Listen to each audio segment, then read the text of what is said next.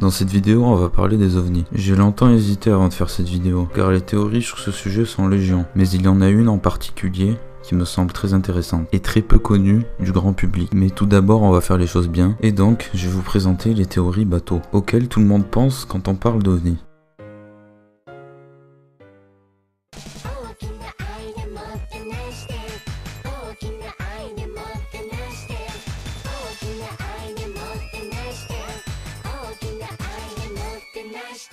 Quand je parle d'OVNI, tout le monde pense à E.T., Star Wars, Predator, etc. Toi-même tu sais. Le problème avec cette théorie, c'est s'ils sont vraiment là, alors pourquoi on n'en voit que très peu? Pourquoi est-ce qu'ils font que des petites apparitions éclairs? Pourquoi est-ce qu'ils se cachent s'ils sont technologiquement supérieurs à nous? Ils ont aucune raison de se cacher. Pourquoi est-ce qu'ils viennent pas juste se présenter à nous? Ben voilà, moi je pense que cette théorie elle est juste absurde. Si c'était des extraterrestres qui étaient à l'origine des ovnis, je pense qu'on en verrait vachement plus. Et la question de leur existence ne se poserait même pas. Voilà, si c'était des êtres vivants qui pilotaient ces engins, je pense qu'ils viendraient nous voir. Il y a aussi la théorie des gens qui disent que c'est un phénomène météorologique. Ta gueule putain! C'est pas parce que ta théorie c'est une théorie de PD qu'elle est forcément vraie. La véracité d'une théorie n'est pas proportionnelle à son taux de faditude. Sérieux putain, ces gens ils cassent les couilles.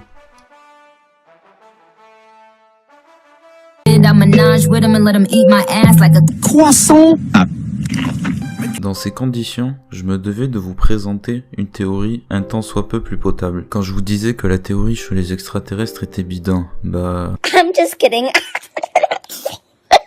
Sérieux les gens, on peut pas faire une bonne théorie sans les extraterrestres. Ça c'est une chose que vous devriez savoir. Ceci dit, je tenais aussi à vous informer que la théorie qui va suivre a les reins solides. Elle se base sur des témoignages sérieux et des faits réels qui ont réellement eu lieu. Et dont la véracité n'est plus à en douter. Dans cette théorie, le monde est en guerre. Une guerre cosmique, c'est-à-dire dans l'espace, éventuellement pour ceux qui auraient pas compris. Nos gouvernements ont déjà eu beaucoup de contacts avec les extraterrestres. Good evening. Et tout indique que ça s'est très mal passé. Et vu qu'on est en conflit avec une civilisation qui est beaucoup plus avancée que nous, il n'y avait qu'une seule chose à faire, c'est-à-dire copier leur technologie. Vous me croyez pas? Mais peut-être que Bob Lazar, lui, vous allez le croire. Qui est Bob Lazar? À la base, Bob était un ingénieur random. Un beau jour, il décrocha un poste à Groom Lake. Son travail consistait à étudier des systèmes de propulsion pour des avions militaires. Oui, c'est bien ça, des avions de chasse. Et donc, il travaillait sur la base de Groom Lake, et qui est la zone 51 pour les plus intimes. Après s'être fait remarquer pour son talent, il fut transféré à la zone S4, une zone qui se trouvait à quelques kilomètres de Groom Lake. Et là, en entrant dans cette base, ce qu'il vit l'a beaucoup surpris. Mais bon, je préfère vous laisser avec lui. Il vous expliquera mieux ce qu'il a vu. Ne demande aucun engin extraterrestre, aucune technologie extraterrestre, rien de tout cela dans la zone 51. C'est pourquoi S4 fut construit à part pour bien marquer la séparation. Les gens de la zone 51 n'y ont pas accès.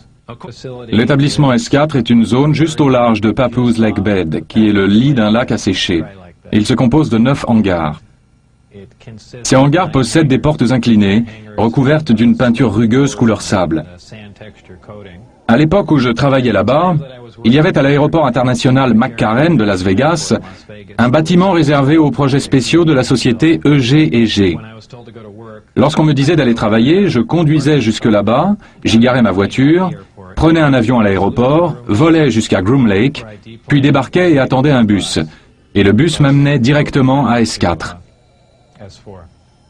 Le premier disque que je vis, je crois que c'était la seconde fois que je me rendais là-bas, ou plutôt la troisième. Lorsque je l'ai vu, ça m'a frappé et je me suis dit que ça expliquait toutes les apparitions d'OVNI. Je n'avais pas l'idée qu'il s'agissait d'un engin extraterrestre, mais qu'il devait s'agir d'une sorte de forme avancée de chasseur sur lequel nous travaillions depuis des années. Et les gens avaient dû l'apercevoir durant les périodes d'essai, et ainsi de suite dans le même registre. Et il ne m'est pas arrivé de penser, bien qu'étant en train de regarder un objet extraterrestre, que ça n'avait pas été fabriqué par l'homme. Là-bas, je donnais des surnoms à tout. Le modèle sur lequel je travaillais était d'apparence assez lisse, et je l'avais surnommé le modèle de sport. Il y avait celui qui ressemblait à un moule à geler, celui qui ressemblait à un chapeau haute forme. Il y avait aussi un disque qui était replié sur le côté, et il y avait un grand trou provoqué par un projectile, avec le métal plié vers l'extérieur. Je ne peux que supposer qu'il faisait des expériences pour voir si des projectiles pouvaient le pénétrer.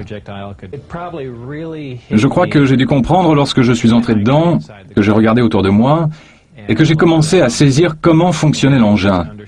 Et que pour finir, j'ai eu une idée d'ensemble du projet. J'ai compris aussi ce que nous faisions. Nous ne fabriquions pas cet engin, nous tentions de comprendre comment il était fait. Nous tentions de le reproduire. La première fois que je suis allé voir à l'intérieur de l'engin, tout ce que je peux dire, c'est que j'ai éprouvé un sentiment de crainte.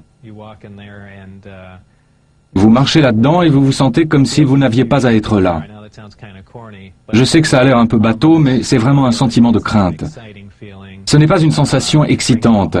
Ça soulève tout un tas de questions dans votre esprit. Je n'ai assisté officiellement qu'une seule fois, à peu de distance, à un vol d'essai. J'étais justement à l'intérieur du hangar. L'engin quitta le sol pratiquement sans aucun bruit, à l'exception d'une petite effluve électrique au bas de l'engin, indiquant la présence de haute tension. Cela se dissipa à une hauteur d'environ 9 mètres. Et c'est resté là complètement silencieux, et ça se déplaçait à gauche, à droite, et revenait à terre. Voilà quel était le test.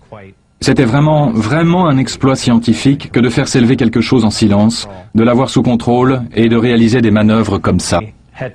J'ai dû me mettre la tête en bas afin de pouvoir voir le niveau inférieur où se trouvaient 3 grands amplificateurs de gravité.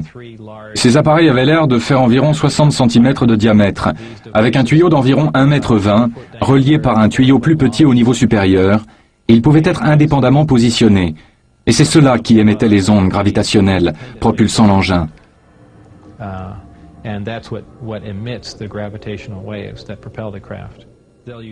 Ils employaient un générateur de gravité pour que l'engin quitte le sol. Et d'une manière opposée à celle que nous utilisons pour un avion. Une fois que c'est dans l'air, nous considérons qu'une poussée ou une autre force venant de l'arrière va le précipiter vers l'avant. Les engins fonctionnaient d'une manière totalement contraire à ce principe.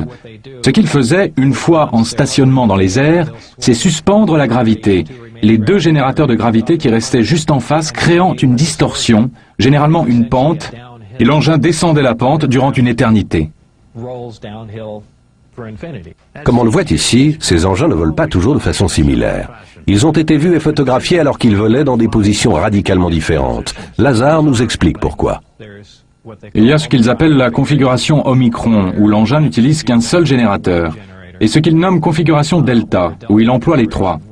La configuration Delta servirait pour le voyage spatial. En général, l'engin était censé se pencher sur l'un de ses côtés, faire converger les 3 générateurs de gravité sur un point unique, et se mouvoir dans l'espace de cette manière. Ça crée toujours une petite distorsion. C'est pourquoi ils ont l'air d'avoir un comportement loufoque lorsqu'ils volent ça et là à faible allure. La gravité peut varier peu ou prou et vous aurez d'étranges mouvements de l'engin. Et ainsi, le mode faible vitesse est en grande partie assez instable.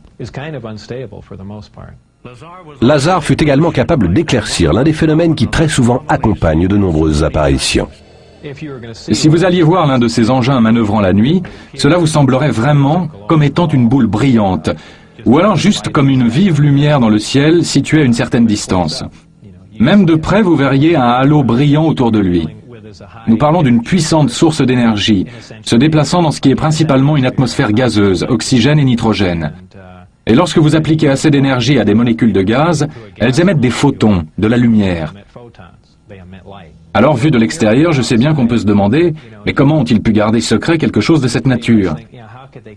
C'est un crime contre la science, c'est un crime contre le peuple. Mais vous savez, vos idées changent dès que vous êtes dans le coup. Avant d'être à S4, j'étais plus ou moins l'un de ces types qui pensent que toutes ces histoires de conspiration gouvernementale, de maniaques d'ovnis et autres, relevaient de la pure aliénation. Manifestement, les engins extraterrestres existent.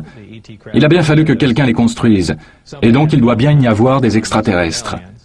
Et s'il y en a et que les engins sont là, il doit bien y avoir une sorte d'usine, et toute une civilisation quelque part. Et si en effet cela est vrai, et apparemment c'est le cas, il doit y en avoir plusieurs. Bon, maintenant que tu as eu tes explications...